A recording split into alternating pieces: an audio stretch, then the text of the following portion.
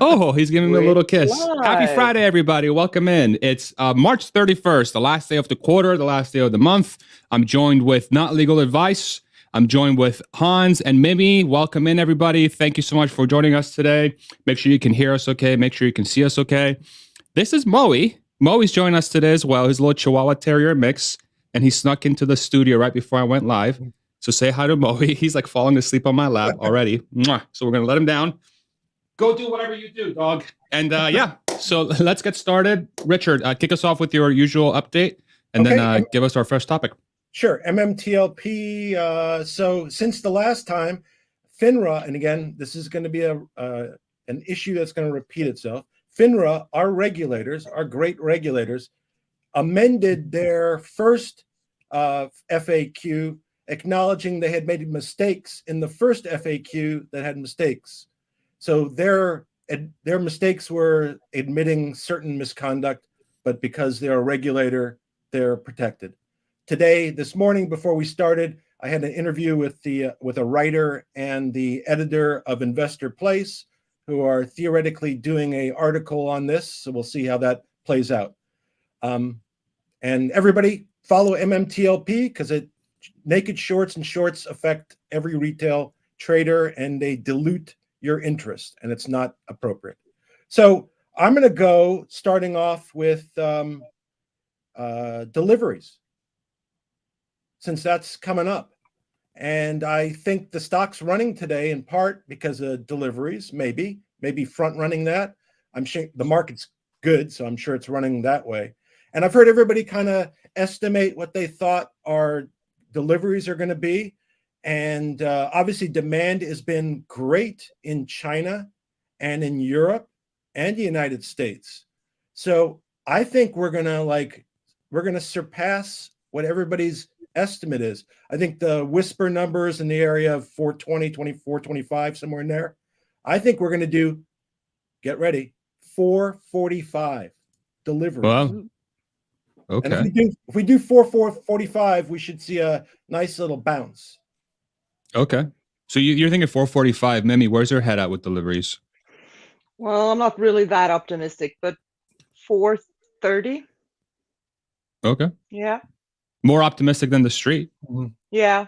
Yeah. Aren't we always? Yeah, that's true. Are you seeing more new Teslas around where you're at? Yeah, I don't know if you saw that Tesla actually rented a ferry that usually goes between Germany and Sweden, and they brought it to Zeebrugge, and they loaded 450 Teslas and drove it straight to a Swedish harbor where people can pick up their cars. So that's really neat. I read yesterday that some people have been waiting 11, 12 months for their cars because deliveries to Sweden have been really low, but they seem to be picking that up now. I live close to one of the major highways, and there is a Tesla supercharger.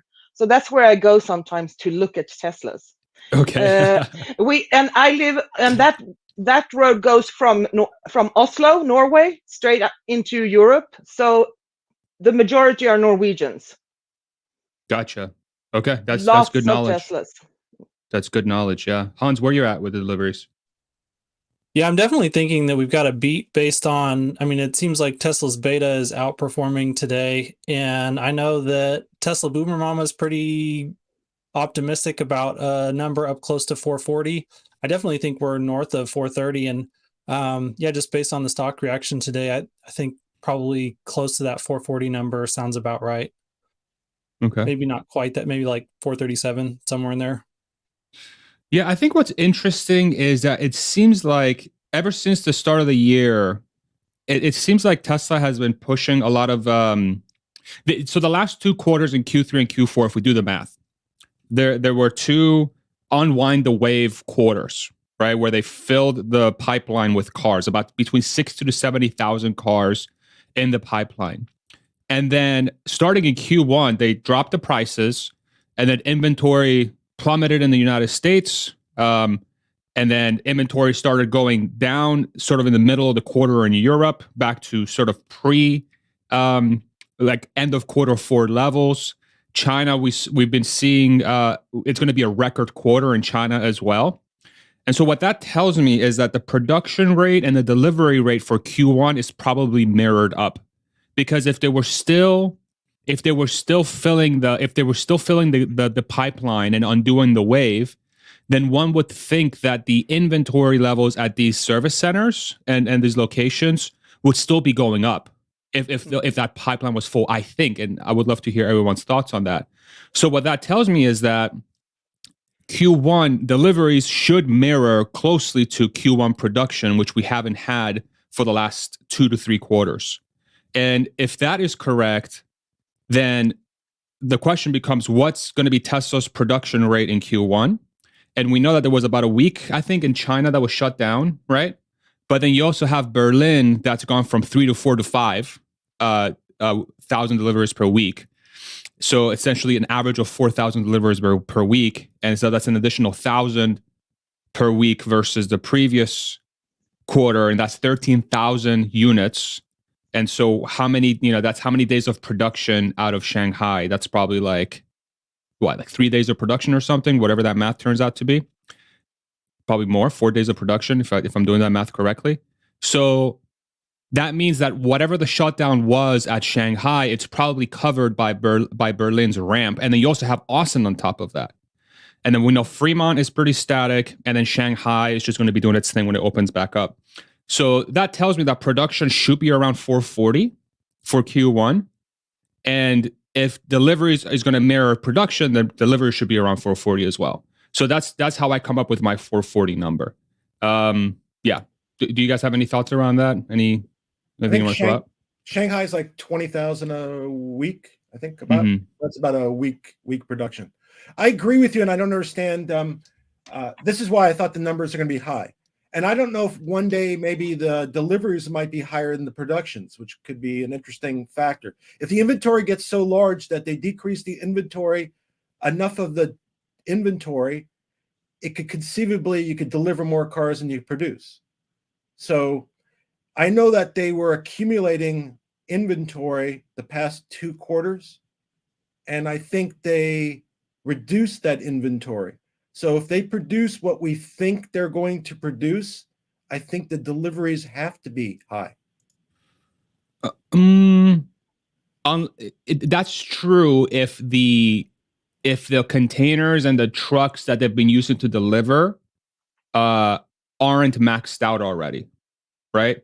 Well, we know so in China, there's like a whole bunch of available containers and container ships that I don't think the delivery is the issue.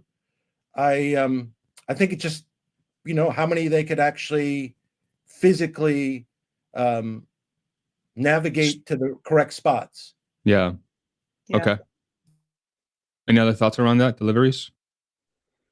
I mean, my biggest excitement around the numbers that we get is really not just Tesla's performance. I think we'll see that is strong and it will be somewhat counter, but it's really the comparative performance of Tesla to Volkswagen, to BYD, to Ford, to all these other companies. I think that it'll be great when we see, yes, Tesla was able to beat Wall Street expectations, but then when all the other car makers come in and they're lagging behind, especially that BYD Tesla competition there in the Chinese market, when we see that, that's the thing that I'm most excited about, because I think it really breaks the back of, there was a just growing narrative that the Chinese market is too competitive for Tesla, that people like BYD are going to be unstoppable, that the growth for Tesla in China is roughly done. And I just don't think any of those things are accurate. I think Elon has been saying for a long time that Tesla's the best auto manufacturer in China, and people just didn't believe him. Tom Zhu said that the demand in China is incredible. People didn't believe him. And so if we get those narratives busted here in all of the financials that get reported over the next few weeks, then that's what I'm most excited for. That's a great point on the comparison. Maybe go ahead. You were going to say something? Yeah, I think I saw something today that Model Y was the best-selling EV, and that was even compared to those little small dangerous ones that are selling like crazy. So they've been doing extremely well. But with deliveries, we will always, I don't know how many ships are bound to Europe or wherever right now, there will always be some cars hanging in between the months. But I agree, inventory is so low, so I think that we will be delivering. You told me that I was above the market, but I was the lowest one here. You were all guessing more than I did. So we're all probably wrong. No, we're right. It's really the China news, though. That's I think Yeah. the China news is the biggest news. The information about that as of July, this was bouncing around yesterday. As of July, the 2016 regulations that were passed in China to reduce emissions. So I guess it was 2 phases. Phase 1 went in 2020, and phase 2 goes in July of 2023. If it's enforced, every dealer that has a new car on the lot that doesn't meet those emission standards cannot be sold. And that could be upwards, I heard yesterday, upwards of 4 million units. And so a lot of people are, and it's part of the transition to electric. It might coincide also with the Chinese government extending the EV tax credit, which expires this year. And I think, I was thinking about it. I think also, and I don't think it's a bad thing, but I think it's also a way of China getting Tesla to do its dirty work. China wants to reduce the number of OEMs in its country. Easiest way to do that is to reduce prices, but China doesn't have to do anything. They can let Tesla do it. They can let Tesla clear out the marketplace of the OEMs that shouldn't survive, that already, by the way, now are starting to fail in China. And they can get down to the number that they want, and then they could take those and market those internationally and do it effectively without incurring the cost of backstopping all the ones they have to. Apparently in China, there was 8,000 dealers. And of those 8,000 dealers in 2022, 80% lost money. And in 2023, the income supposedly is down 30% from the way it was in 2022. And the model is in China, if you're a manufacturer, you sell to the dealer, that's your transaction, and then the dealer's stuck with the unit. So that's kind of why the BYD sales figures were a little different. But if in fact they don't permit the sale of ICE cars starting in July, the idea is, I think, they put out all the legacy autos, Japanese, American, European, who get stuck with all these units they can't sell.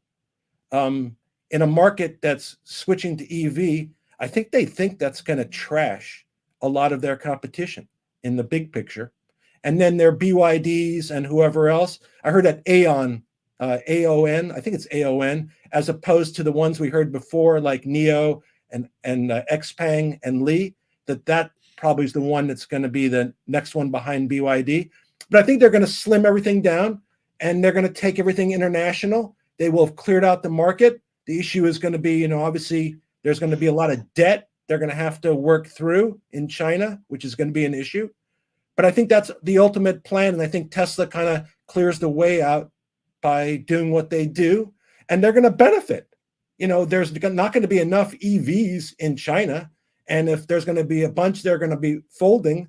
And if the numbers are only produced now by Tesla and BYD, that nonsense about China demand that we heard about, that does not exist. That's a misnomer. Yeah, I couldn't agree more. There's also another interesting development with China too. I want to hit real quick. I want to pull up the tweet I just put in the chat there, producer wife. Thank you very much. So Tesla China says they will reveal something in 3 days. Translated picture right below on right, and this coincides with a visit from, I think Elon Musk is supposed to be going to China in the next 3 days as well. So go ahead and click on the left picture, producer wife. Pull that up. I think that's going to be the Chinese version. So it says Cybertruck, and then it's a box. So curious to see what that is. So now go ahead and go to the translated version on the right for us. And so it reads, who is the protagonist this time? Is that what it says? Special form super power up. countdown 3 days. So that to me sounds like what, version 4 supercharging? What do you guys think that is? That's a, there's been a lot of speculation on this. Go ahead, Hans. It's a Cyber Vault, doesn't it? Oh, Cyber Vault. It's the Megapack in the new Megapack factory. You think that's what it is? Yep, because Okay. they had a job ad out. They were looking for a manager for Megapack in Shanghai. Okay. So I think that's it. Mimi's up to date on her Tesla podcast. Mimi is out there. Yeah, she's going to be a correspondent. Every time we need new information, we'll bring in Mimi. And I guess that the new factory, the CATL that they're building neighboring Tesla, that they would supply the batteries. Okay. The one that they're building in the US? No, or the one that they're building in China, Shanghai. Right? Yes. Go ahead, Richard. I think it says and it'll change in 3 days. I think it says Biden sucks. That's what it says. No, it doesn't. I love it. He went back on mute, which means that's all he wanted to say. Coward. That's amazing. I love it. So let's go. So that's a very interesting development. I do agree with you. I think the whole narrative around how China demand for Tesla, that's like gone and everything, it has been completely destroyed. And so really now we're at the point, and this is what's Q1 is so exciting, is that the thesis around demand, I think so far has been proven out that there's more than enough at current price levels. The question will become what kind of money is Tesla making on these cars? And we've long sort of posited that hey, this is going to be really the big thing that that's going to come out of this report. And we'll dive into that too. I want to dive into that real quick. Producer wife, can you pull up the Tesla data, that mattjong.net link for us so we can look at inventory levels real quick? We were talking inventory levels before, so we can kind of wrap our heads around where Tesla is going to end up for the quarter. So under new and existing inventory on the second section there, can you click on Model 3 and Y, which is the fifth one? Yes, perfect. Okay. So that's Model 3 and Y inventory levels in the United States. So it looks like they've held steady around 600 for the last week or so total units in the United States. So we've had this sort of little bit of a insane spike. Then we had the price decrease, and then we had a steady sort of decrease from the middle of the quarter all the way through 2/3 of the quarter, and then sort of a slight increase and then a level out, it looks like. So it appears that, at least from what I gather with my stupid analytical skills, that the current pricing is marrying up the demand in the United States region somewhat. So let's go ahead and go back to the main page, and then click on Europe on the top right corner, right next to United States. And then, so this is all European inventory. It's actually below, it's below where we sort of started in the quarter-ish. So they are eating into inventory quite a bit, which is really good to see. So again, we're seeing this sell-through of inventory in those regions. And then scroll down for me a little bit. Actually, scroll back up for me. And there's the way to look at specific regions. Okay, where it says European charts per country, it's right there. Yeah, individual 3Y. Do 3Y. Sorry. Yeah, and then type DE. Okay, perfect. So it's already on DE. So that's Germany. So Germany inventory has been going down quite a bit since the start of the month in March. And so the reason why I'm looking at Germany is because that's where Berlin is at. And so Berlin will be shipping a lot of cars to that region. So to me, that looks like Germany demand is outstripping supply. So that's also good to see. So like there's all these signals that say, hey, demand is very strong. Demand is very strong. Any thoughts around this before we talk maybe margins a little bit, or if somebody wants to throw out a topic? Any closing thoughts on? Go ahead, Richard. I was going to say, you asked about margins. I think it may be that we take a margin hit for a quarter or two, and then we kind of go back up. The only question I have is when we go back, when Mexico starts to be built, there'll probably be another hit, a cost hit, at least in the early times. So we may go up in margin and then kind of go back down again and then go back up, because Cybertruck's going to do the same thing, right? It'll lose money and then it'll make a ton of money, but it'll lose money at first, margins will go down, and then it'll pump up. So maybe the case of 23 is going to suck for margins, but 24 will be great. Go back to kind of where we were before. What's When we suck get- though? Like when you Suck. say suck, what's that number? 20 or under. 20 or under? Yeah. Okay. Maybe shaking her head. You're on mute. You're muted. Oh. Go ahead. 20 is not that bad. I'll be happy with 20 during this phase. I mean, it's important to sell many cars, and they've cut prices everywhere, so it's bound to be lower. But they're scaling up Megapack, which has a really good margin from what we understand, and the Semi is hopefully ramping up too. So I agree, it will be lower, but not too bad, I think. Hans? I think it'll be somewhat dependent on, how bad do we enter a recession? How bad is that if we do? Because I think we're really starting to reach a point of scale on the Y. Like Berlin is not going to stop at 5,000 Model Ys. And the margin lift that brings is pretty significant. When you factor in also Texas Model Y ramping, those should be huge tailwinds to margins both, and probably more than enough to absorb Cybertruck margin headwinds. So as long as we can continue to sell plenty of Model Ys that are, a relatively high margin offering, even at the reduced prices, then I think we'll be in pretty good shape. But if we've got a recession and the car market really is in the toilet, then we may see something different. Maybe? In February, Model Y was the best-selling car overall in Europe, and Berlin ramped up 25% in 26 days. That's really good.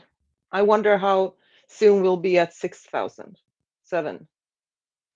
And Yeah. of course, that is going to be very good for margins. Richard? Yeah. Yes, that's all I was going to say. I was going to go somewhere else. Okay. Yeah, I think what's interesting about the margin piece, I think 20 is the floor. I think 20 is the floor. I think the Berlin ramp, the Austin ramp, and the Shanghai exports to Europe, which we know are the highest margin cars that Tesla builds, with a supply chain that's has been sort of inflation has. I mean, it's been deflating. I mean, we know that the pricing for a lot of these raw materials have been coming down from their peaks, and in addition to, there were some stats that were shown at Investor Day where the Fremont total cost of manufacturing a Model Y was down like 10 or 15%, like the labor costs associated to building out a Model Y, if I remember correctly. I'll have to look for the slide. Exiting Q4 was lower, so that's obviously going to be a Q1 impact. Then you have Austin ramping as well. And the one piece that I'm really starting to buy into is that as the last few days, ever since I got 11.3.3, man, for full self-driving, I think there's a legitimate case to be made that full self-driving will start to become a significant additive to margins in 2023 starting now. Because my experience with it, and I don't know, I'm going to see if I can bait producer wife to come on and talk about her experience, because she just doesn't have her camera on. So if you want to do that, producer wife, I would love it. But if not, that's okay too. It has been mind-blowing to the point now where I've been using full self-driving literally for all my drives. I wasn't using it before because a lot of my driving was on these roads that are supposed to be full self-driving, but the Navigate on Autopilot stack kicked in because it's just kind of set up like a highway. But with full self-driving, it's become way more usable. And I think, and it's gotten to the point where it's like autopilot on the highways used to be, or is, and has been for a long time, where it actually improves the driving experience instead of you have to monitor and watch it. So that's been pretty eye-opening. And I think there's a legitimate case to be made for that to be additive to margin. Go ahead, Hans. So question on that, is it to the point where you would give it as a free trial to anyone in North America who wants to try it for a month? Is it that safe? Ask producer wife. Producer wife, you want to come on and answer the question? Let's see if we can bait her in. We'll give her 5 seconds. 5, 4. She's so shy. I would. I 100% would. Yeah, I think it's gotten to the point. And point 4 has come out this today as well. There's some news around 11.3.4 coming out. There's just a couple things that are behavioral that are nothing due to safety. It's just taking a little bit longer than I would like it to. And for the last, say, 2.5 hours of driving I've done this week, there was one intervention that I did, which was that left turn that I have on my video where producer wife was sort of like, oh my God. And it's just kind of, it entered the intersection. It was probably going to be a little bit too close for comfort. And so I took over. I think it would have completed the maneuver just right, but it was a little uncomfortable. But since then, it's been basically flawless, to be completely honest. So I think we're very close. I think we're very, very close for that. Yeah. Mimi, you're on mute. It's okay. My God. I would so love to try it. It would be so awesome. I just watch all these videos. Have you been seeing an improvement from your end? Like, what do you see on from the your end? videos? Yes, definitely. My God, I remember the first ones, and then gradually, and now it's looking. Some things are just amazing, and then sometimes it feels like this should really be able to handle, and then it just kind of freaks out. So I feel it's still a bit unstable, but improved, yes, a lot. Mm-hmm. Good. I did hear Alexandra, who I love, by the way, talking about that she didn't think it required as much regulatory approval as we thought, and that NHTSA ultimately didn't have the ability to regulate it. And I guess my response was, if that were the case, that would be great, except NHTSA, even if they didn't have the direct power to regulate it, they have the power to go into court and get an injunction to stop it if it's a safety issue. And without them being included in the solution, they would. That's what they would do, and they'd be able to. And so perhaps they're not directly, they don't have to be directly involved, but from a practical standpoint, they do. So that's where I disagree with Alexander in terms of the regulation of full self-driving. Okay. Hans? Oh, you went off mute. Sorry. I wasn't sure if you wanted to say something. No, you're good. How dare you? Okay. Any other thoughts around this topic? Richard, I know you wanted to take it somewhere. Go for it. Yeah, I was going to talk about the EV tax credit today. The information about So it comes into play April 18th. It has a bunch of definitions that I think need to be defined, unfortunately. I think I saw some head of some organization that said, well, it's a good start, but we ain't going to know what's going to happen by the 18th with this. Basically, because I wrote it down. So it's split up the $7,500 into two elements.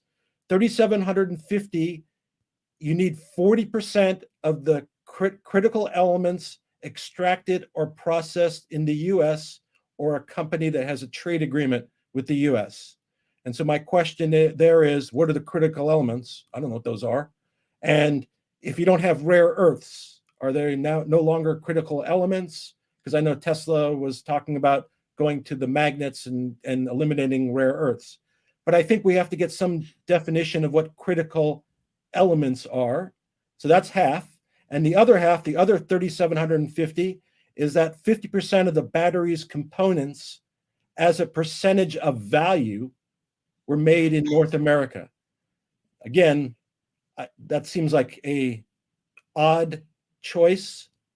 And both of those standards will be going up. So as of 2027, 80% of the materials have to come from either the United States or a trade related company. And by 2029, 100% of the components have to be made in the United States to get the 29, did you say that? 2029. So it goes in effect April 18th. I know Tesla indicated that the Model 3, they thought they're going to lose the entirety of it. I'm not sure because I don't know how it splits, but I believe what's going to happen is on April 18th will come and they'll decide we're not far enough along and they'll probably extend it again. and redefine it, because as of now, I really don't understand what it covers. I'm more so I'm sub to Gary Black's Twitter, and so this was what like a sub thing that he put out today on the tweet. He said that the ones that really get screwed over by this is everybody but Tesla, because everybody else has their battery mineral production overseas. So your Mach-E's, your Ionic 5s, which didn't get the credit anyway. Your Volkswagen ID4s, all these cars are probably going to go to half to a 3750 tax credit because of those requirements. Because I believe there's a go ahead. I think Ford is building that factory in the United States with CATL. It's not done yet, though, right? Excuse me? It's not done yet, though, right? It's not done yet. Yeah. But I'm sure it's in anticipation of this, and they could have all the components done in the United States, the materials done in the United States, and they can qualify for the full EV tax credit. But is that why you think April 18th is going to get pushed, because your Fords and your Volkswagens and your GMs are not going to be ready to take advantage of the 475? Because Model Y performance, all the Model Y trims, all the all those trims are going to be eligible in the Model 3 performance. They're all eligible for the tax credit. I just think they're not defined. I mean, they were supposed to have defined the regulation by March 31st. If a guy from a trade association, by January 1st, the guy from a trade association says he doesn't know what it says, then I think they really haven't. So I think they're step by step. I think anything they could slow down Tesla, though, they wouldn't mind, to keep the gap between legacy and Tesla less, and in some way support the unions that way. So I don't think they would mind if it slowed Tesla down.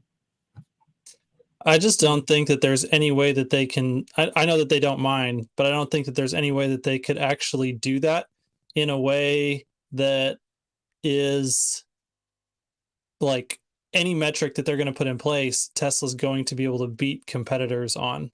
And so unless they want to try and pull another fast one on the American people like they did with the IRS, I'm coming after in which them, case bro. we just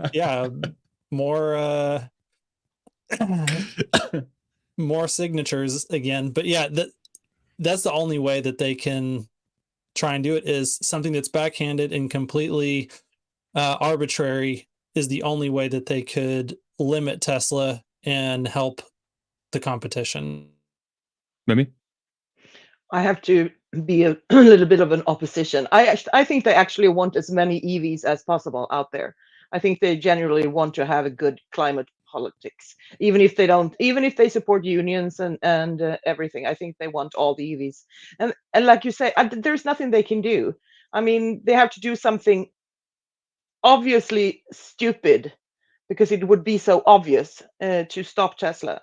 But I wonder, did it say anything about negotiations with the EU? Because the EU has been really upset about this protectionism from the United States.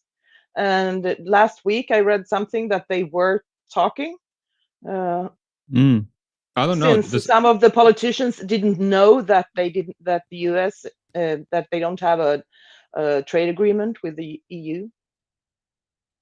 Yeah, the news last week was the last that I heard as well on that. And the basic, we're hearing the rumors that there's going to be movement on that front, and I expect that to come to pass. I think, unfortunately, the EU has limited leverage right now because they're being backstopped by the Fed.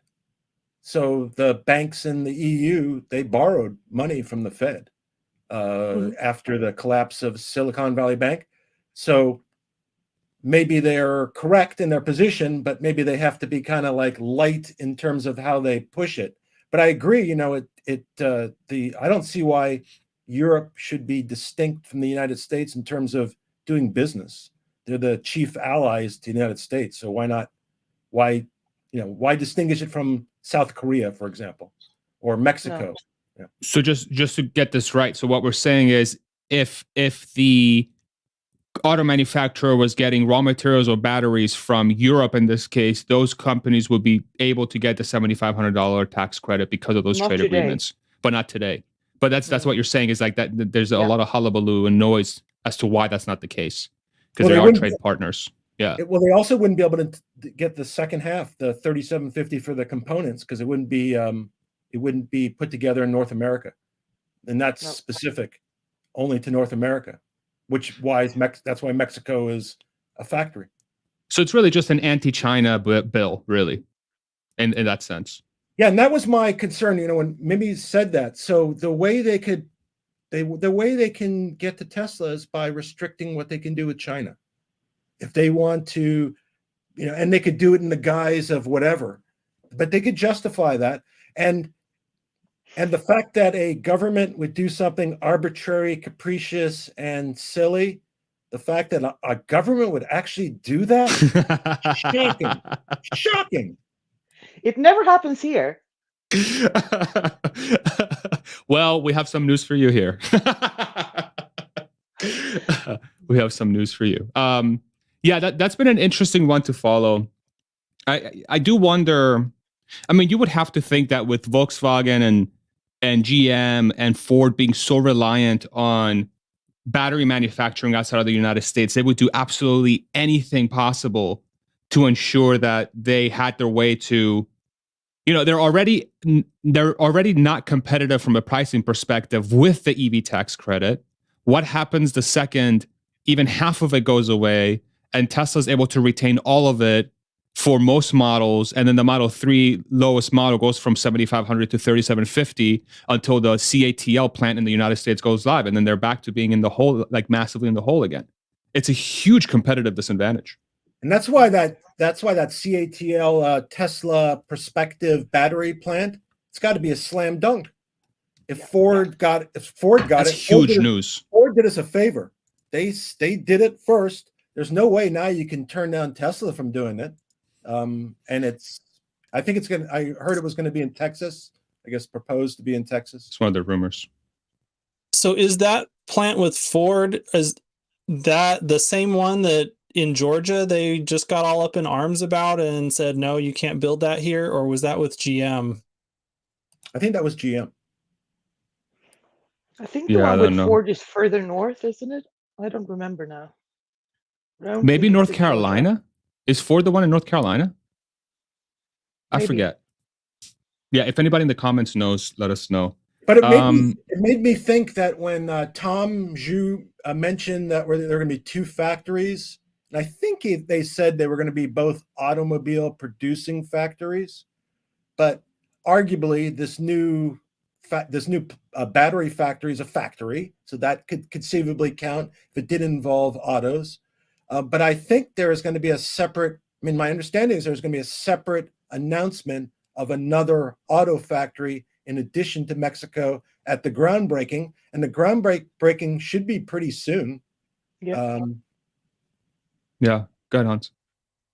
Yeah. And if we do get a cattle LFP factory here in Texas, I would be shocked if we don't also get a mega factory or a mega factory, as Brad Ferguson would say, here in Texas as well. And, just to take it back to margins for just a second, we're all kind of conditioned at this point. When we talk about margins, the vast majority of us automatically go to auto gross margins, X regulatory credits. But remember, we are in this transition to Tesla really focusing on operating margins. And as Lathrop ramps up, if we start to see a quick ramp of mega pack manufacturing in China, and then if we see something similar in Texas, those are all going to be huge operating margin wins. Yeah, couldn't agree more. Maybe, did you have any thoughts? Will they be making LFP batteries in the new factory? Yeah. So they don't have to, so then they can go back to selling the Model 3 with the tax credit. The standard range. Yes. Yeah. Yeah. And I really do think that even if, even after the April 18th sort of clarity from the tax credit, I still think that the freaking Richard, a cattle factory in Texas. Ha ha ha. Private chat. Excuse me. I lost my train of thought. Sorry. Freaking Richard. It's just completely look at what happened. Derailed. Okay. I literally lost my train of thought. Okay, who's got the next topic? Mimi, you want to kick us off with a topic, or does anybody else have anything else they want to talk about? I have. Oh, she's prepared. She's got notes. Okay. Yeah, I'm prepared because it was such a long. No, I read about this Matt Tyler, who's been hired as director of dry electrode development, and that he comes from 24M, and they are working with a very advanced cobalt and nickel-free sodium cathode active material. So, do you think this means that Tesla is going sodium in their 4680s? Ooh. What do you guys think? I think that sodium is kind of a no-brainer in the long term. I think, you know, we just have to remember that these chemistries usually take a long time to be able to commercialize. It would be awesome if Tesla could actually change that. But I think that's one that I'm not going to bet on until we see it.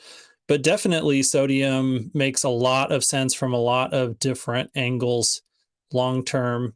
And, you know, reducing our reliance on lithium as a component in battery storage systems, that the volumetric and gravimetric energy efficiency is not that important. Sodium is a huge win. And so, you know, definitely if he has that expertise and that experience, even just from a diversity of, you know, battery chemistry experience perspective, having him be on the team will be good. But I do anticipate that will actually be something that Tesla does in the next probably 10 years. We'll see some significant sodium contribution to overall energy deployment. Richard? Yeah, I was going to say exactly what Hans just said. But I was going to say also that except if it slows down their current production of batteries. I don't think they're going to do anything that would slow down current production. So if they thought now's not the right time, I think they would pass and wait till there was the proper moment. But otherwise, anything that lower costs in the future, makes production easier, they're going to do. I think they're going to do that to everything, every task. I think that's how they save money. That's how they increase margins, and they can reduce costs. I'm happy if they just solve the dry problem. Yeah. Whatever they're going to use. Remind me again, the sodium chemistry, is that for longevity, or is that for what's the win there? Cost? It's diversifying away from lithium, and so you don't have to run into that bottleneck for everything. So it gives you more flexibility in your supply chain, a lot better pricing power, or, you know, negotiating power with your suppliers if you don't have to use it. So yeah, mostly a raw materials diversification. It's not a chemistry that is ever going to be great for automobiles, but, you know, as Tesla continues to expand their product offerings to cover a lot more use cases than just automotive, then they can, that 20 terawatt hours, the 3 terawatt hours a year out of 20 that they want in 2030, if sodium can start to make a contribution there, then it reduces the amount of lithium mining. You know, sodium is a lot easier to get a hold of. The supply chain is a lot stronger. The percentage of sodium that would be used by the battery industry as a percentage of the total sodium demand would be a lot smaller. And so, like, you know, right now batteries are on track to basically consume all the lithium. Like, it needs its own dedicated lithium supply chain, whereas it would just be a piece of the overall sodium supply chain in the future. And so, yeah, just lots of different dynamics that make it very attractive. So this is like a Tesla Energy no-brainer, that if you really want to get that thing ramped up, and it's, you know, I'm guessing it's good for high cycles too, because, you know, obviously the power pack and the mega pack would be high cycle type of products, right? So it would do really well there.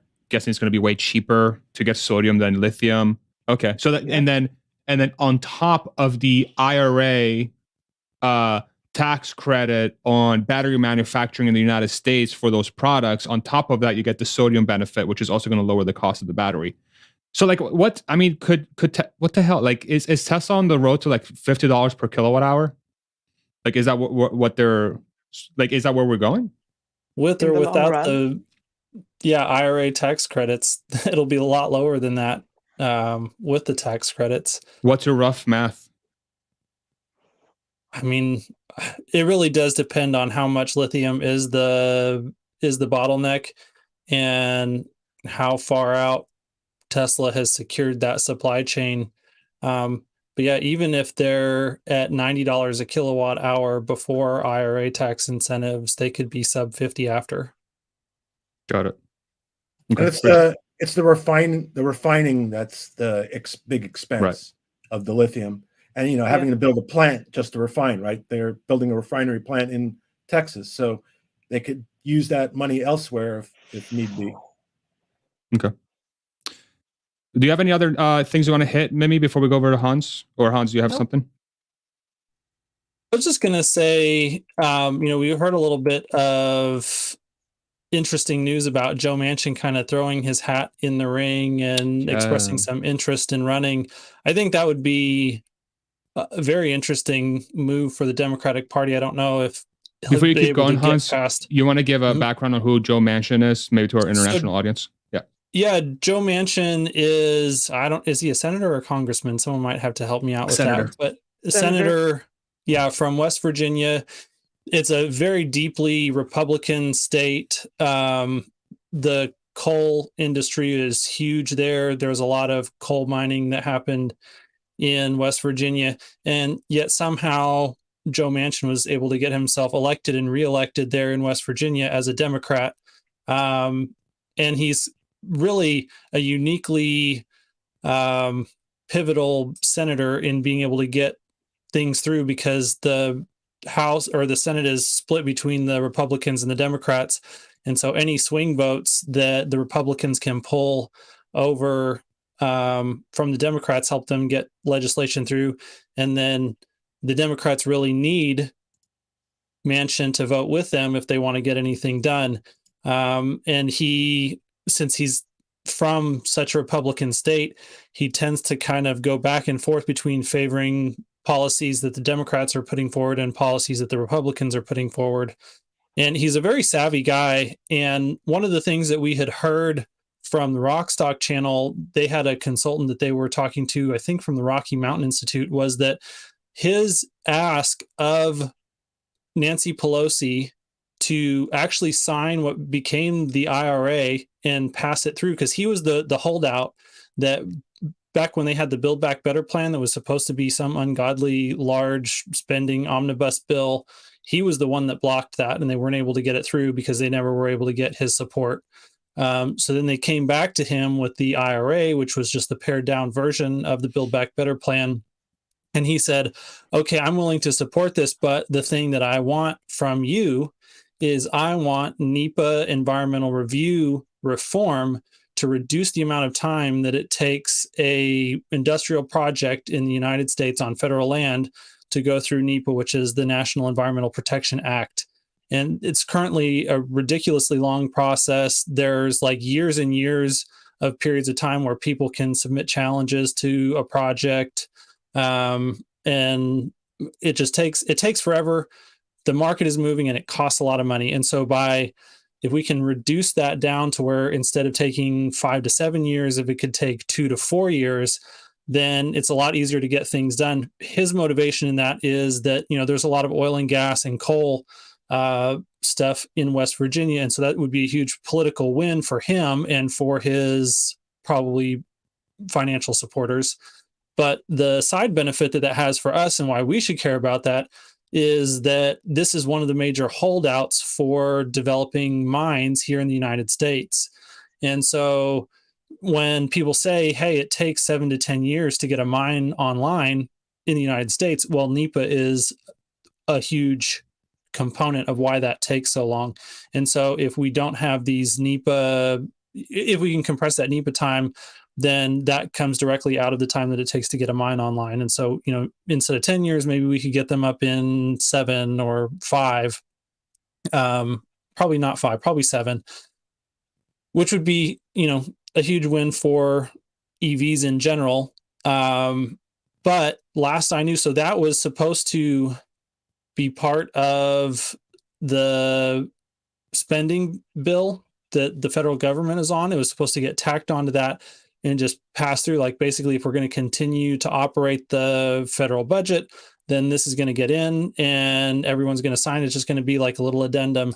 Well, that didn't happen. We didn't get the NEPA review. And so basically my understanding is that Nancy Pelosi and Joe Biden and the Democratic Party basically rugged Joe Manchin on their promises to him. And so that's He's not running a for president. not a great thing to do to someone who you need pivotally. And so I think that may be some interesting background information. And so we may see, what I'm hoping is that we hear a bunch of noise from Joe Manchin.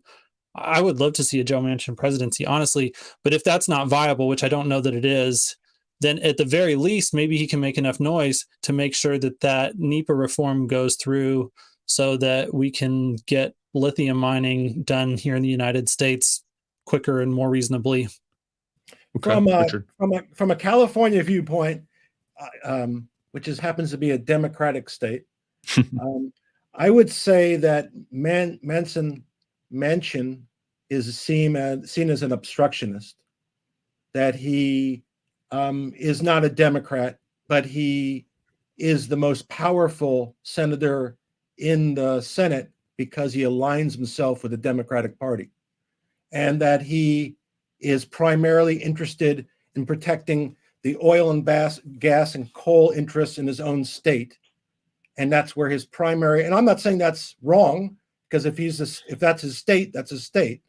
But I think he's a detriment to the advancement of electrification of the United States, not an asset.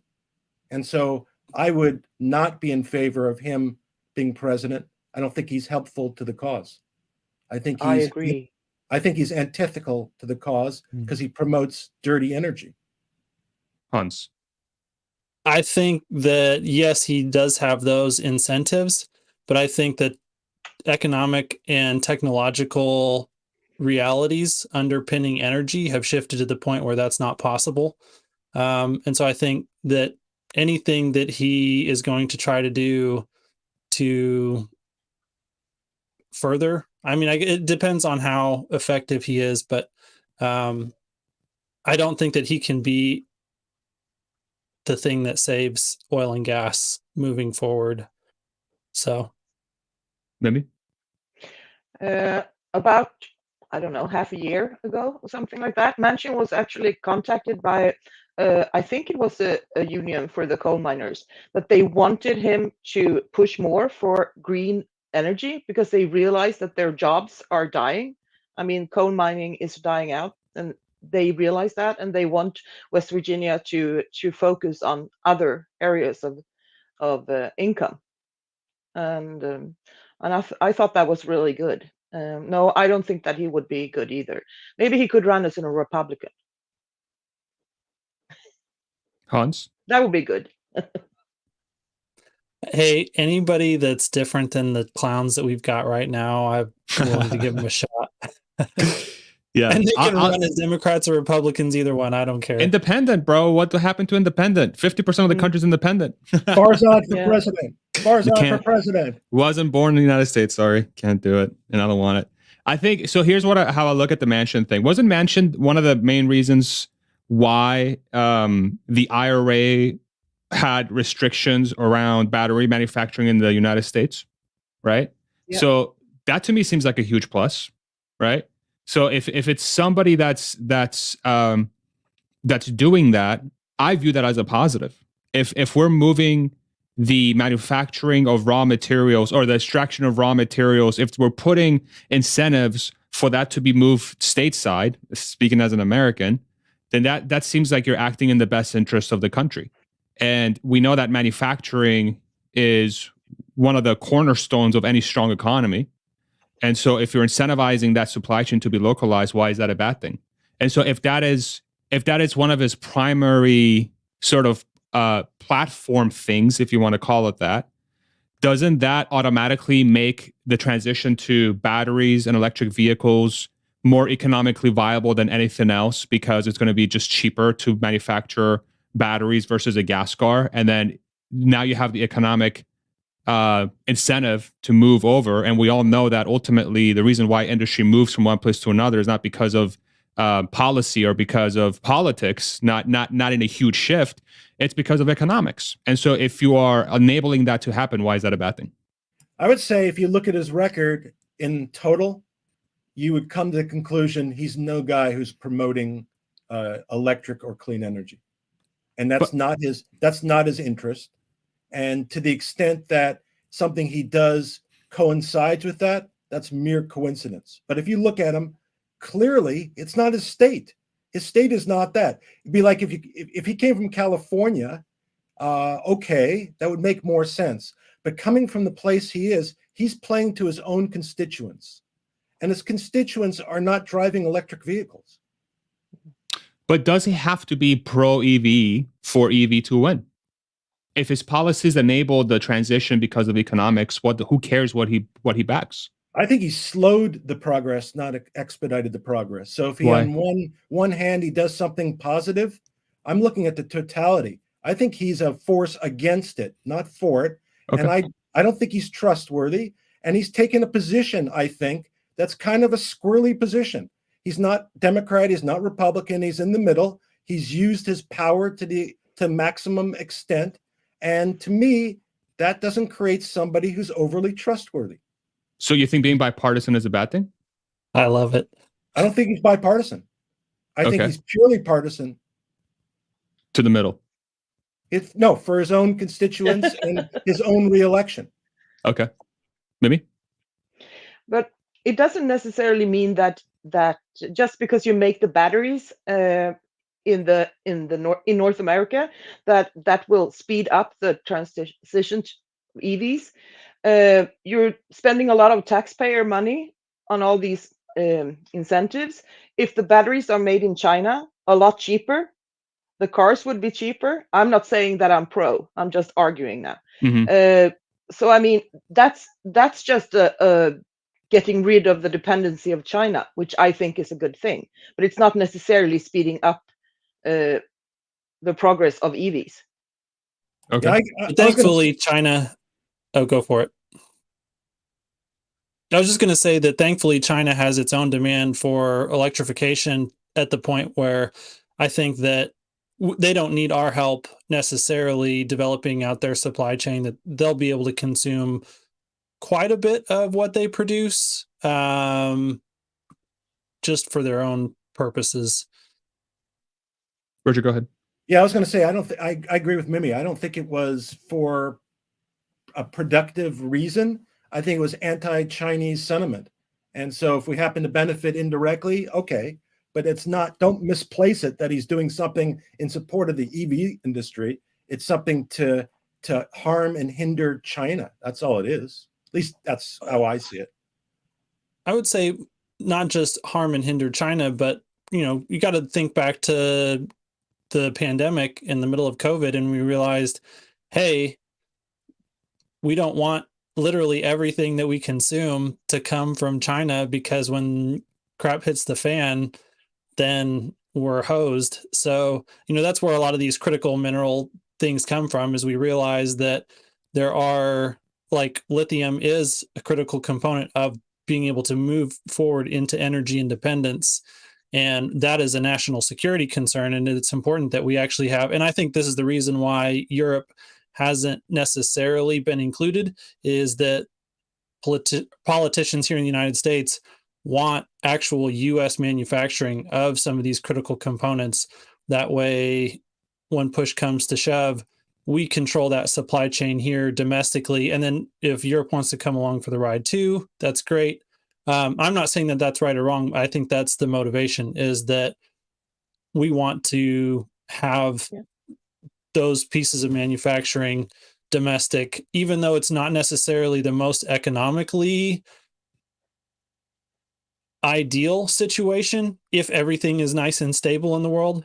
But we just know that everything's not always nice and stable in the world. And so sometimes you have to sacrifice a little bit of the optimal from an economic standpoint for resilience in the chaotic standpoint. I agree with you, by the way, with that. Me too. Interesting. Fascinating discussion. Like because like in Sweden, they have found the world's largest deposit outside China of earth minerals, and it's the same here. The process to start mining is very, very long, probably 10 years. And there are a lot of protests, and it destroys the environment. But still, I still think we have to do it because we can't buy everything from China. And there are 30 applications for new battery factories in Sweden right now. And they're already Northvolt, who is the largest one in Europe. So having our own minerals and producing our own batteries, I mean, I think it's really good. So I can understand.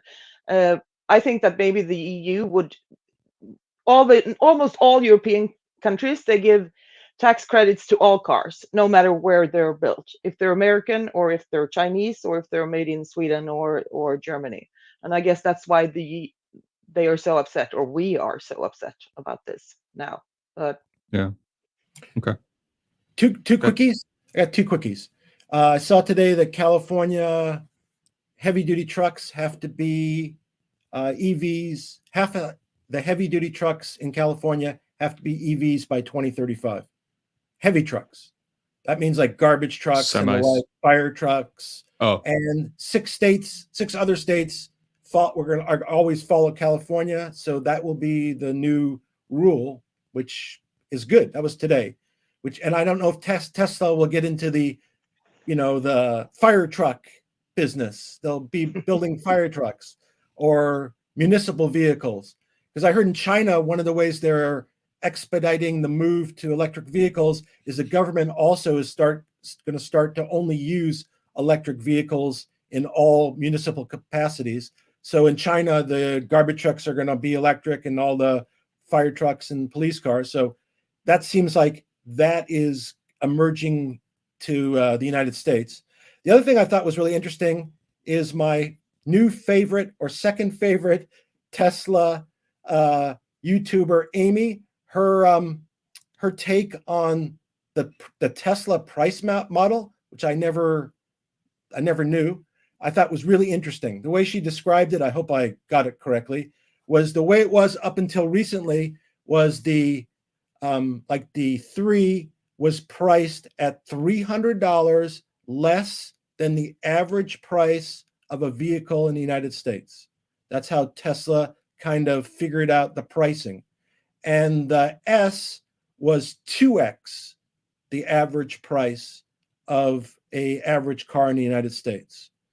Now, because now they're going for mass scale, indicated with kind of more localized production, that they're not going to base the pricing on that.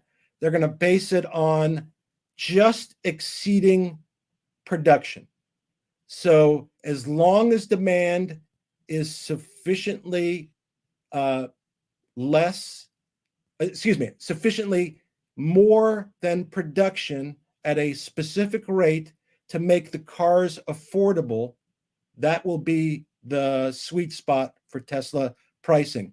They will no longer price it based upon average car in the United States or 2 times the average car. It will really go to affordability, what the cost savings are by having it produced locally and delivered locally. I thought it was interesting, an interesting kind of model change. I thought it was interesting also that she knew it. I couldn't agree more with what she said. I think that is a very smart strategy by Tesla in a world where there are clear shifts economically, at least in the United States, where the average person can afford a car less and less because of the average new car prices going up so much in the last few years. And there is a giant gap down market for an affordable car. And you have this weird thing that's happening now where Tesla was viewed as luxury car maker, rich people car, very, very expensive.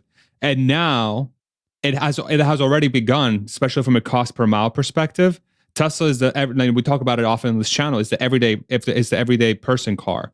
And with the introduction of the Gen 3, that's only going to become more obvious with that. She was talking about, I thought, an interesting case scenario.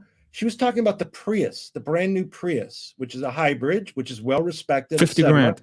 Yeah. She said, without the EV tax credit, the Tesla is still cheaper. Without, and that's not including maintenance and everything else. But like trim though. That's the thing. It was the base trim. The base. Oh, was the it? Base, yeah, the base. I think that's what she said. At least that's what Okay. I thought she said.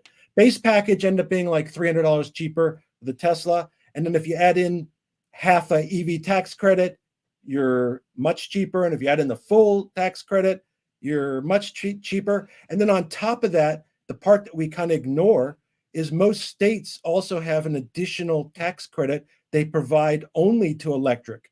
So that gap between like a Prius, comparing a Prius to a Tesla, let's just start off. But let's say they're equivalent cars, the Tesla might be $13,000, $14,000 cheaper. I mean, that's insane. Already. Yeah, that's today. Yeah, before the Gen 3 car. Yeah, crazy. Mimi? I'm Any waiting thoughts? for this cheap car. I want to see it. I'm so curious. Elon, if you're watching, bro, come on. Let's see some pictures. Maybe he'll show it in China. Who knows? Maybe that's the... Okay. Do you think that's a thing that could happen? Is that they unveil the compact car for China this weekend? Should we start a rumor? Could that be the symbol? Ooh. In the vault symbol, it's going to turn into a phone. I have to stick with my megapack theory. Come on, let's start a rumor. We've never started a rumor. Can we start a rumor? I've heard from unknown sources or sources that choose to be anonymous that they would probably unveil the Model 2 in China. So now we've started a rumor. Okay, nice. And Hans, go ahead. I heard somebody talk about the fact that they heard a rumor about the Model 2 being shown in China. Okay, good. That's how things go viral. Spread it far and wide. Go ahead, Hans. Yeah, Cyber Vault is what they're calling their new autonomous delivery fleet that will roll up to your door and pop out a pizza. Okay, you heard it here first. You heard it here first, everybody. Make a clip. Everybody clip this. Just put it on Twitter. Put it on YouTube. This is official. This is officially unofficial, okay? So just spread it far and wide. The title of the stream should be Model 2 to be released in China. Okay. Well, but then you know what happens? I got accused for clickbait. Yes. And how true that is. Yeah, justifiably so. Yeah. I get very passionate folks about clickbait quite often. It's actually kind of cool. Okay. Any last topics before we do Q&A and read our poll? Anything else we want to hit? Around the horn, Mimi's good. Richard? I'm going to throw out one quickie, and we can discuss this at a later time. A lot of quickies today, Richard. I know. Don't watch yourself. There. I didn't say anything. Yeah. Impressive. Yeah. Thank you. Especially for a guy 64, it's very impressive. So that we've heard about the commercial real estate problem. I don't think it's going to be a big problem. That's my view. I base that in part upon. I've done a lot of real estate work in my career. I happen to do a lot of foreclosures. I also was involved in the savings and loan crisis, not personally involved, but I was involved in the legal side. So I went through it.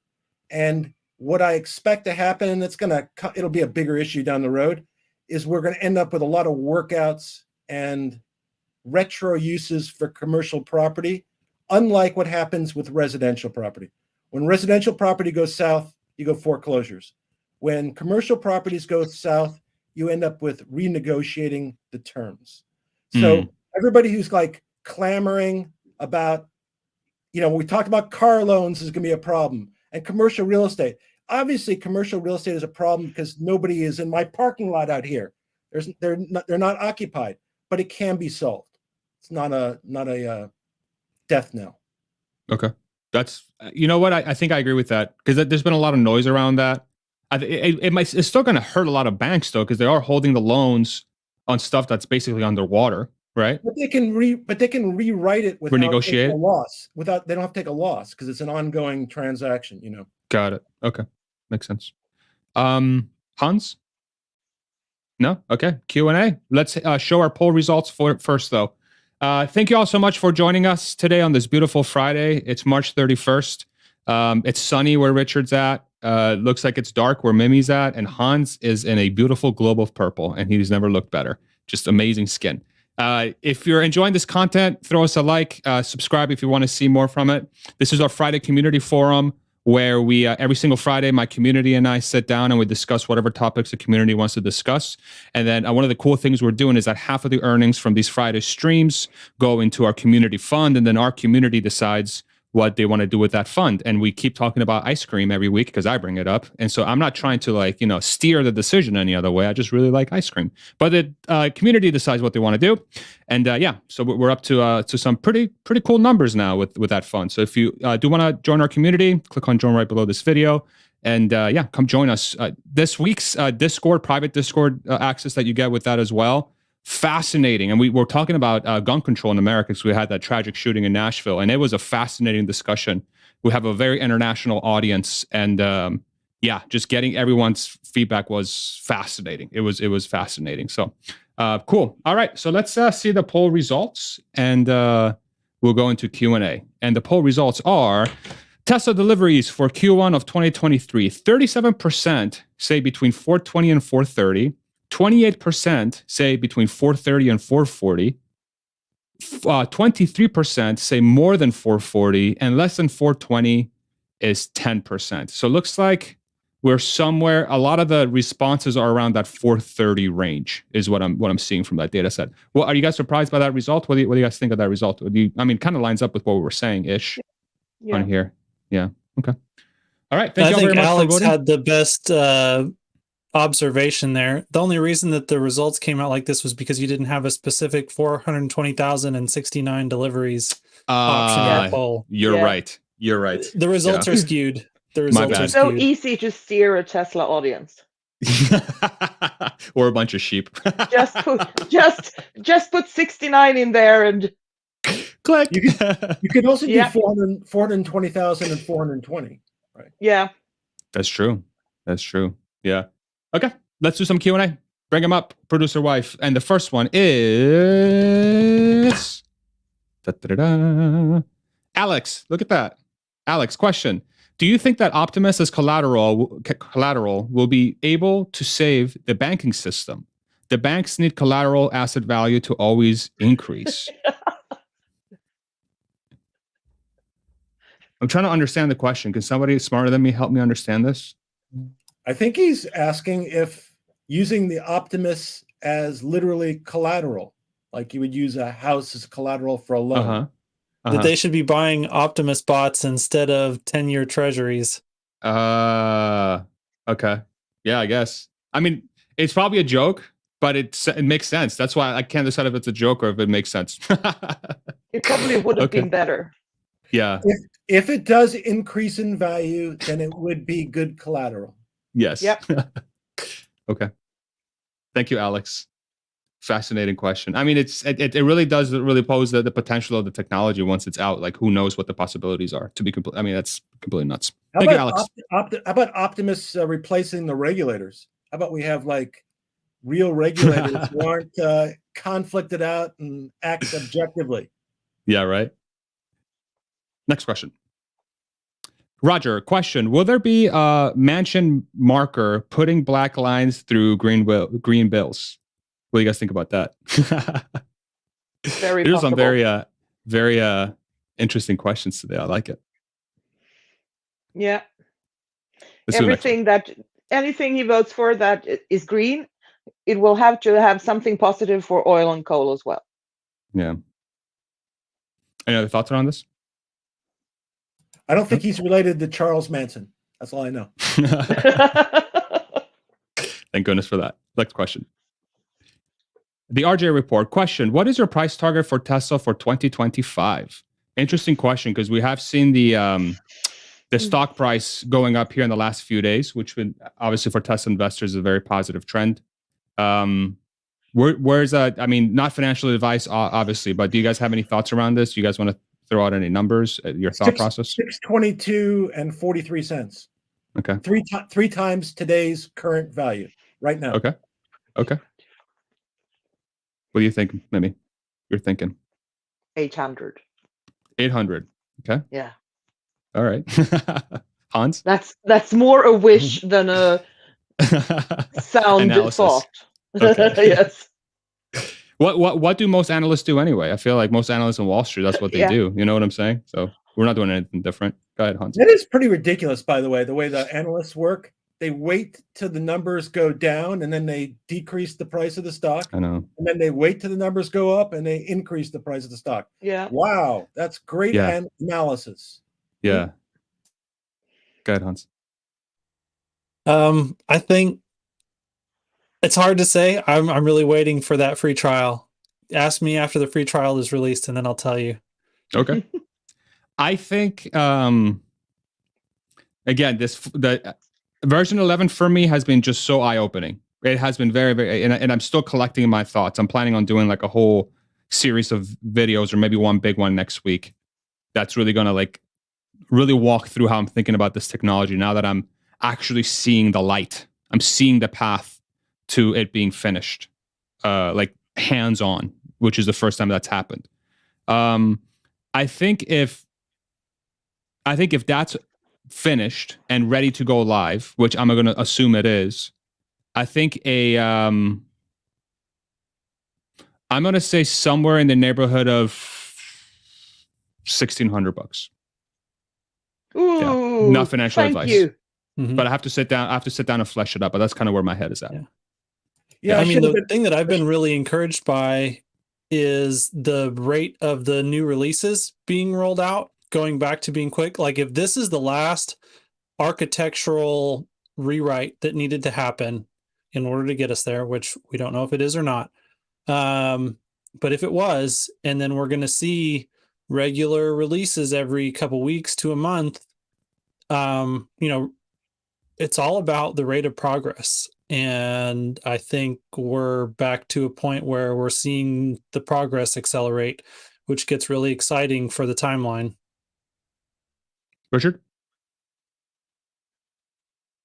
I was going to say something stupid like my guess was pre-split 3-1, but I elected not to say it. Okay. I was going to make a joke about you saying that, but I'm just going to keep it to myself. Let's do the next question. Not financial advice, please. Do your own research. Drew Soul, he has a symbol because he's a member of the channel. Thank you so much for your support. Question: odds on Rob doing an OnlyFans entrance on the private chat, above or below 100%? What do you guys think about that?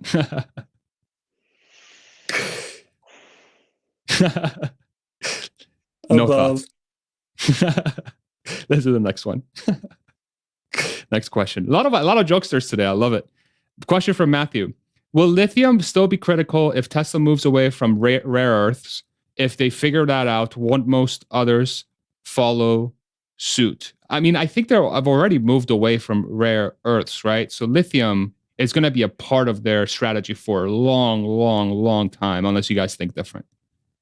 Yeah, this is kind of confusing because we hear terms like critical minerals, and like that's one set of things, and then we hear things like rare earths, and they sound like they're the same thing. So lithium is a critical mineral for batteries, which are a critical component of going to electrification. Rare earths may or may not be included in the critical minerals, depending on, if Tesla and whoever, if that ends up being Neuron Magnetics, is able to eliminate the need for rare earths in electric motors specifically, then they kind of are not needed, but that is completely independent of lithium. And so lithium will still be critical unless we can find a replacement for lithium in battery chemistry, which goes back to the discussion we had earlier on sodium ion batteries. And then there are other alternative chemistries as well. We've seen some really cool, more highly dependent on lithium batteries here recently that are getting up close to 500 watt hours per kilogram. So I don't see the need for lithium going away anytime soon, just because the battery industry is such a huge thing and it moves with incredible inertia. I mean, this is like the Titanic on steroids. It takes forever to move a battery supply chain from one mineral to the next, both from a technological standpoint and a supply chain standpoint. And so right now, the battery industry is all in on lithium, and it's going to remain that way for many, many years into the future. And so we're not getting away from lithium anytime soon. Richard, Mimi? No, I agree. I think that if we can get rid of cobalt and we can use more iron, that's good. But lithium will be essential for a long time. I think from a musical standpoint, if you get enough lithium, you're in nirvana. Everybody's trolling today. Producer wife Yeah. has a hypothesis that the reason why we have so many trolling today is because the stock is up 6%. So everyone's in a good mood. I can't blame it on that. That's This is the good. next one. Yeah, let's have some fun. Next question. And Jaybird Cybertruck question: do you think Cybertruck will ever get a heat treatment for the skin to change its colors instead of a paint shop? That would be sick. Ooh. So for those that are not familiar, Cybertruck is only going to come with basically the stainless steel outside, and it's a it won't require paint. It's going to look like a DeLorean basically. But heat treatments, go ahead, Richard. I think there is paint. I just don't know where it is. I saw some video yesterday that they are hiring for Yeah, Dylan had paint that. positions. It's probably eco. Yeah. Yeah, they didn't specify, but there were like multiple positions. And I know Yeah. it's not an exterior, but there might be some kind of coating on the exterior, correct? It's probably e-coat. Yeah, I don't know what the manufacturing process is. So for cars, you have basically the e-coat, and then you put the paint on there. So I'm wondering if there are parts underneath the Cybertruck, or maybe I don't know if the fenders or something. Maybe those require paint.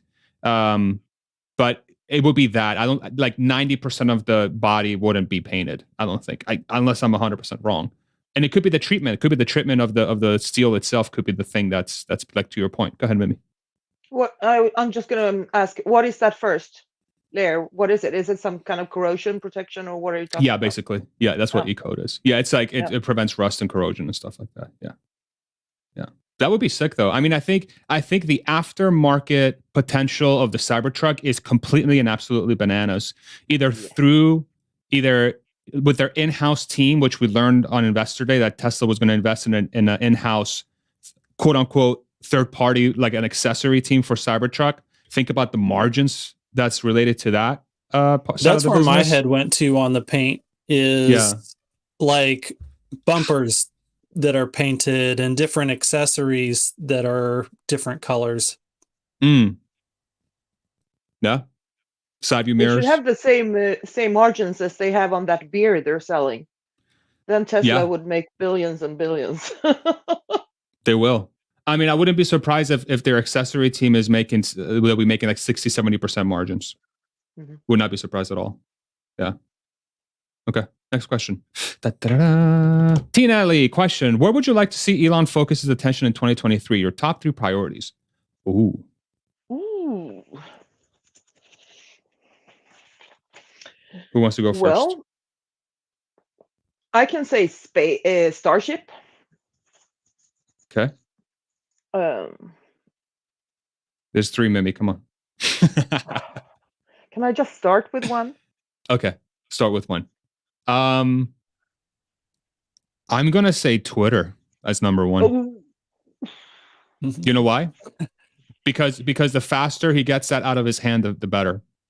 Like, it's the faster he can get somebody in place, I think the better for him. Because I know Twitter, like I'm 100% supportive of his Twitter acquisition and what he's doing. And I know that's somewhat unpopular, but I really do think it's very important for him to do what he's doing. And I think the faster he can get it to where it needs to be, the better everything will be. And because he's not going to sell it, he's not going to get rid of it, but he's going to try to get it to where it needs to be.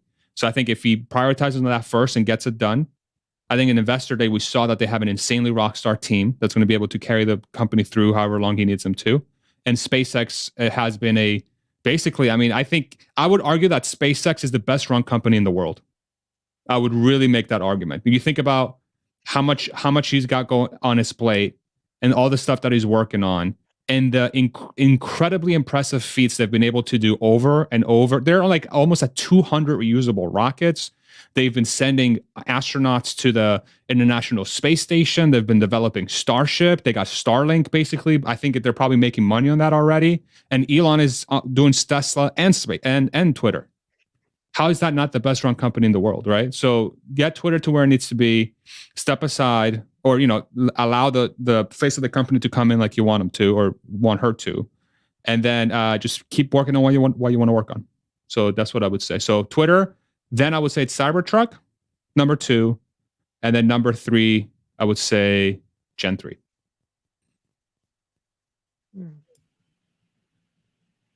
Silence. I have a different set of 3. Okay. And this is not in any order. So I'm not putting it in the order. You're cheating, bro. Come on. Yeah. Electric surfboards. Pudding. Pudding? Pudding. Mm-hmm. And a new dog breed called Doge. But I actually all right. Nice. Which is obviously the number one priority. Yeah. So how about you, Hans? I think going back to your SpaceX comment, we need the Farzad Mesbahi Gwen Shotwell interview. So come on, let's make that happen. Okay. Yeah, let's make it happen. Gwen, if you're watching this, please send me a DM. Yes, obviously, Gwen wastes her time watching these jokers all day. She should. It's good entertainment. That would be awesome. I know what you should This is where I go not to think after I have to expend all my brain cells at SpaceX. Oh my God. You should focus on impulse control. You should take a break, learn to take a deep breath, and wait for 1 minute before he replies to tweets. I think you should focus on that. Is this necessary? Do I really have to respond to this? Will this add to the conversation or not? That would be good. Has Twitter? This is advice for me. Is what you're saying. This is advice for me. No, don't compare yourself to the Elon level of tweeting. You're nice and you write interesting stuff. Elon doesn't always. Okay. But I think I think also the solar roof is a really big disappointment. Why don't we have more solar roofs? It's the installation, I think, is hard. I know. Why does it have to be so complicated? It's such a good thing. Yeah. I mean, roofs are very complex, though. I mean, you think about the variety of roofs and all the work that needs to go into it, and they probably have to do third-party companies to come in, and every single one of them is going to have their own requirements, and who knows what kind of quality you're going to get. It's a disaster. Yeah, it's a disaster. Too ambitious. Get out of it and just do solar panels. Make your own Faster houses. And cheaper. Make your own houses. Make your own houses so you can standardize the process. Not even kidding.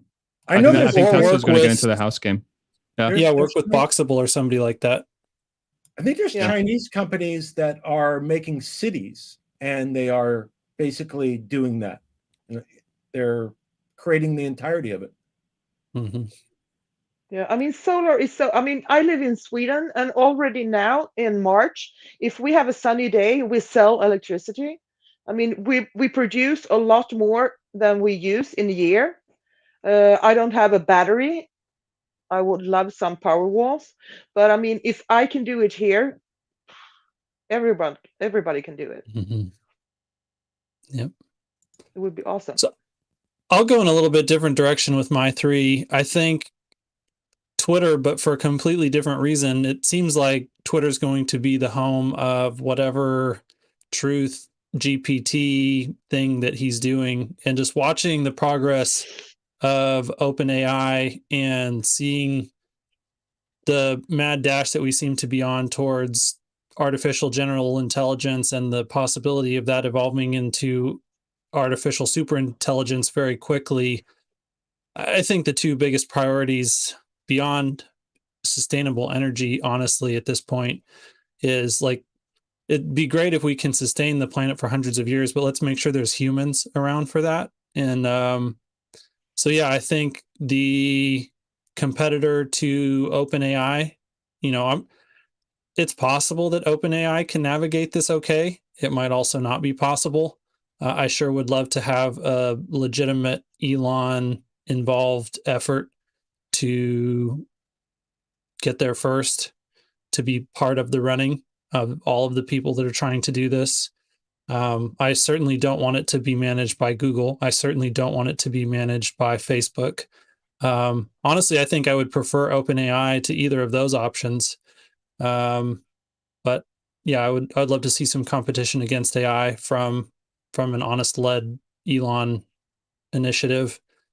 And then from there, it goes actually back to Neuralink. I'd love to see Neuralink make more progress, since we seem to be, I think one of the things that Sam said a while ago that scared the bejesus out of me was we have entered into the era of Moore's law of intelligence, and it's not 18 months, it's something like 6, where the amount of intelligence in the universe doubles every 6 months. And like, that's scary, because human intelligence is definitely not doubling every 6 months. Some might argue it's going down in some cases, but those were the people that watched our stream. Yeah. You're welcome for lowering your IQ. Thank you very much. Like and subscribe if you enjoy lowering your IQ. But no, seriously. Thank you all very much for joining us today. We're going to move over to our member-only stream, which you can join us by clicking on join right below this video. Make sure you hit like and subscribe if you enjoy the channel and you want to see more videos from us. And we're moving over to that area now. Thank you all so much for watching. And thank you, mods. Thank you, CM. Yes. Thank you, CM. Yes, thank you, absolutely. producer wife. Yeah. Thank you, everybody. Gold stars. Yes. This is my favorite. And my part fellow of the episode. mods. Hi, mods out there. Yes. All the mods, Mimi included. Rocking the house. Thank you all very much. We're going to move over and we'll see you in a little bit. Take it easy, everybody. Bye-bye.